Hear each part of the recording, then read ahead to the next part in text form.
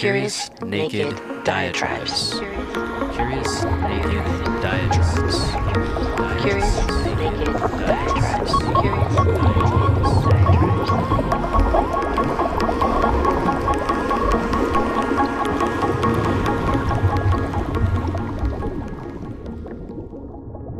We'll coup whoever we want. Deal with it. Elon Musk. The Tesla Motors CEO sent out this tweet in response to accusations that the United States had orchestrated a coup in Bolivia in order to gain access to the country's rich lithium reserves. Lithium is essential for manufacturing the types of batteries used in electric cars, computers, and other industrial equipment. Perhaps not surprisingly, the tweet is no longer available. Coup, or coup d'état, comes from the French, which literally means blow of state. It is the sudden, violent, and unlawful seizure of power from a government.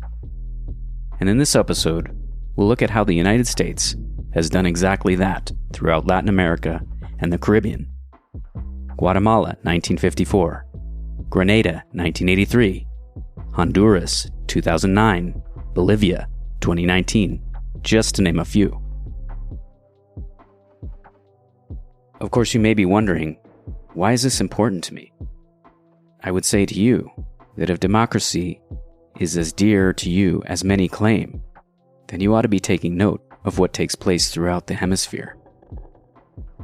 Violations of democracy in the name of defending it. To date, no U.S. president has ever been the victim of a coup.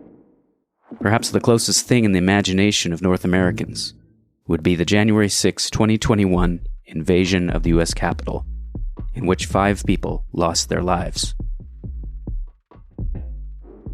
Although no politician was removed from power, try to imagine, as difficult as it may be, a much more coordinated effort, one that is well supported and financed by a foreign power.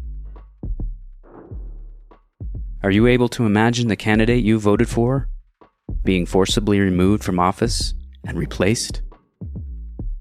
If such a challenge to your beloved voting power were to occur, would it be important to you then? Coups are very often violent and deadly. The 2019 coup in Bolivia I mentioned at the beginning forced Evo Morales, the first indigenous president of Bolivia, to flee to Mexico and later Argentina. The coup government, led by self-declared President Yanin Áñez, unleashed a wave of violence against Morales' mostly indigenous supporters, authorizing the use of deadly force with impunity. Often in a coup, there's a very valuable and lucrative natural resource as motivation. They often may include an ideologically driven fear as well, such as the fear of communist invasion. Or maybe it's carried out in order to control a geographically strategic asset like the Panama Canal. But whatever the particular motive may be, you can be sure the US has an impressive arsenal to get the job done. And historically, one of the key elements of any US-backed coup is the Central Intelligence Agency, the CIA.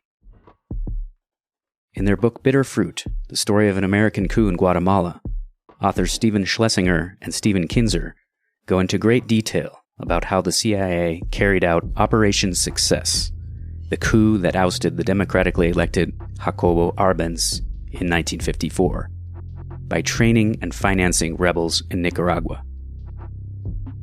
We've seen how U.S. politicians at the highest levels have also been involved with the CIA. George H.W. Bush, who served as the 41st president and as vice president under Reagan, was a former director of the CIA. And in a shockingly honest admission, Mike Pompeo, who served in the Trump administration as CIA director and later Secretary of State, had this to say. I was the CIA director. We lied, we cheated, we stole. It was like we had entire training courses.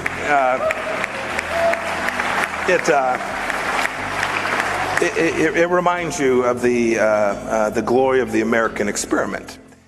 We'll coup whoever we want. Deal with it. But as we'll see in future episodes, removing an undesirable head of state from power through a coup is only one of many methods the US has used and continues to use. I'll leave some links if you want to check it out. I hope you found this episode helpful, and I hope you'll stay curious and stay tuned.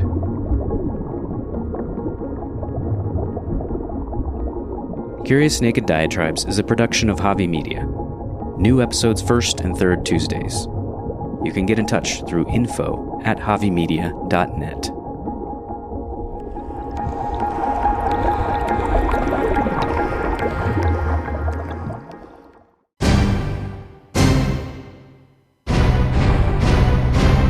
Javi Media.